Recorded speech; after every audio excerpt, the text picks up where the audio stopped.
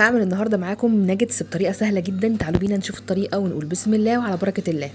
اول حاجه جبت جبنه شيدر، قطعتها كده وحطيت عليها حته جبنه رومي، حطيتهم في الكبه كده وضربتهم مع بعض. طبعا لو عندكم متاح انكم تبشروهم في المبشره ابشروهم في المبشره. الفراخ كنت غسلاها ونقعها في محلول النقع، بعد كده قطعتها وبدات ان انا افرمها في الكبه، بس ما فرمتهاش قوي يعني.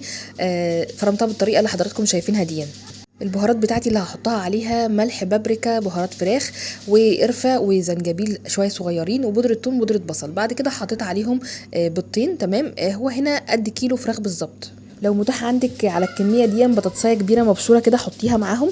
بعد كده هقلب كده كل الحاجات دي بقى كده مع بعض، همكسهم كويس جدا. بعد كده عشان يمسكوا كويس جدا في بعض هحط لهم بقسماط مطحون.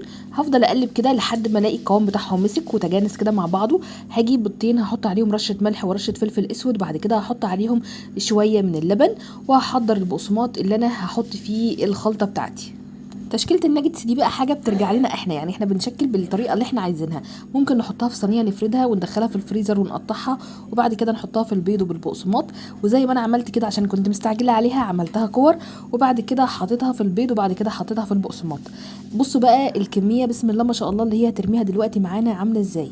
وكمان لو كانت حط معاها البطاطسايه المسلوقه كانت رمت كميه اكتر. بعد كده هحطها في زيت يكون شويه كتير وسخن، وبعد كده ههدي عليها النار وهسيبها بقى تستوي براحتها. وزي ما حضراتكم شايفين المنظر الجمالي ده. تعالوا بقى نعمل كده الصوص جنبها. جبت مايونيز حطيت عليه كاتشب وهحط عليه شويه من المستردة، وهميكس بقى كل الحاجات دي كده مع بعض. بيطلعوا لي صوص حلو قوي مع الفراخ، بيتاكل جامد جدا. عايزين تعملوها في سندوتشات، عايزين تعملوها مع مكرونه، في كلتا الاحوال بيبقى طعمها جامد جدا. بص شكلها عامل ازاي من جوه، طعمها بجد حكايه جدا جدا. جربوها ان شاء الله هتعجبكم.